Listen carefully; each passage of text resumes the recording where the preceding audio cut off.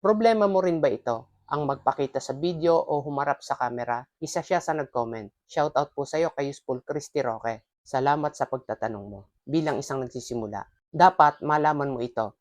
Normal lang yan sa nagsisimulang creator. Maraming creator ang nagsisimula muna sa text post bago nagkaroon ng confidence na humarap sa camera o magpakita sa video.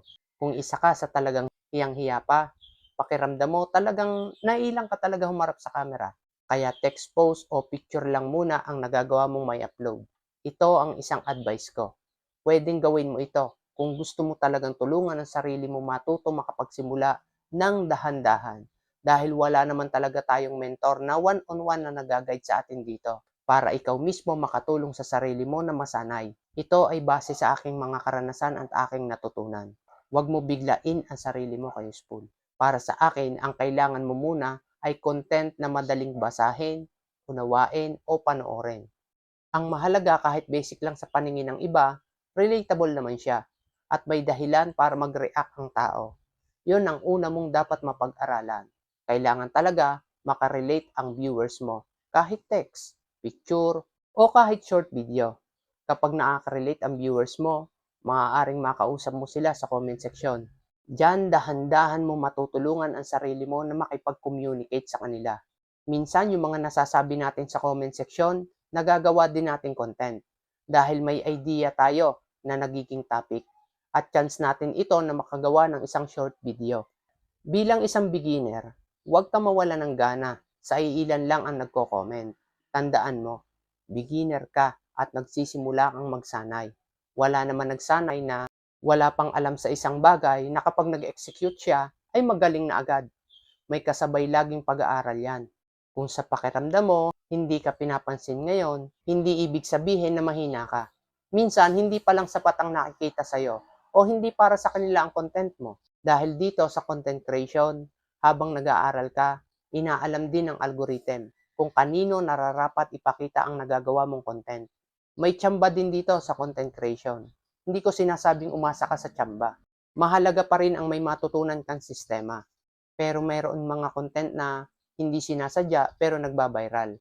Kung sa pagpapatuloy ng pag-aaral mo, habang gumagawa ka ng content, bigla ka nakaranas ng isang video na nag-viral o kahit text or picture na nag-viral, balikan mo ang nag-viral. Pag-aralan mo, bakit naging interesado sa content na yon ang viewers mo. Gawin mong pattern dahil isa yan sa makakatulong sa iyong pagsasanay. Dahil kapag tuloy-tuloy ka na may iisa kang pattern, masasanay ka nang hindi mo namamalayan. Darating din ang tamang audience. Ikaw, ilang beses ka ba muntik ng sumuko?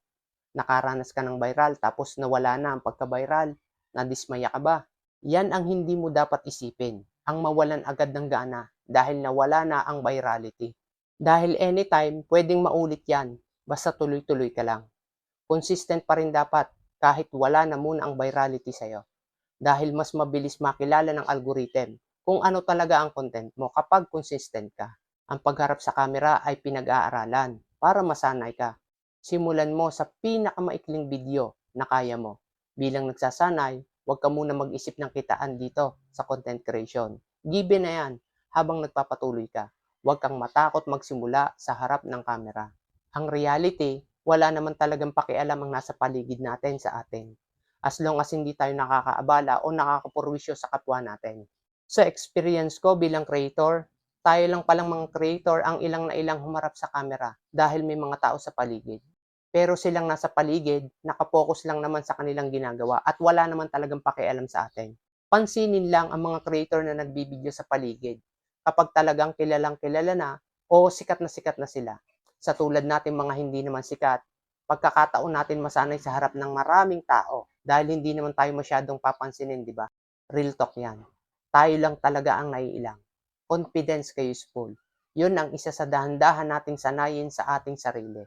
Vlogger o content creator man ang tawag, yan ang kailangan. Share mo ito kay useful kung sa palagay mo, maaaring makatulong pa sa ibang mga nagsisimula.